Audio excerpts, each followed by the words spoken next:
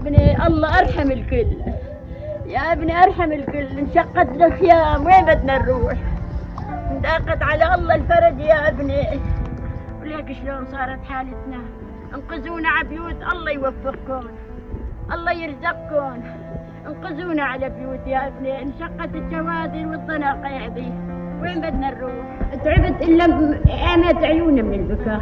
وين بدنا نروح؟ الحمد لله الحمد لله، الله كاتب علينا هيك، بدنا نحمده ونشكره.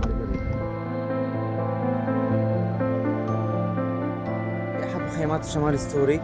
الحرارة تحت الصفر مع تراكم الثلوج من ساعتين لهلا.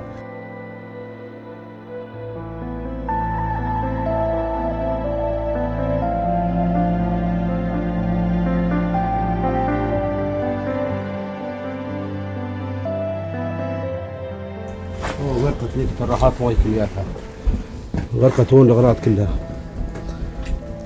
حطيت الأولاد على طرف والغرق هون المي كلياتها، وليك هون التشادر كلياته عم يتملخ.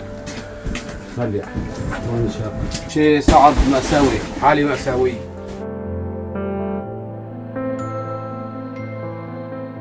ما نحسين الصبح بتلاقونا ميتين. بعيد الشر ان شاء الله. ايه اسمع بحكيكم بصراحه، انا الاولاد ما يتحملوا معنا بهالبرد.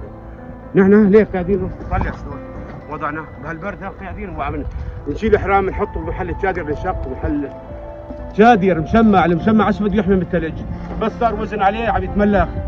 هلا تملخ معنا جوادر، تملخت معنا كلياتها.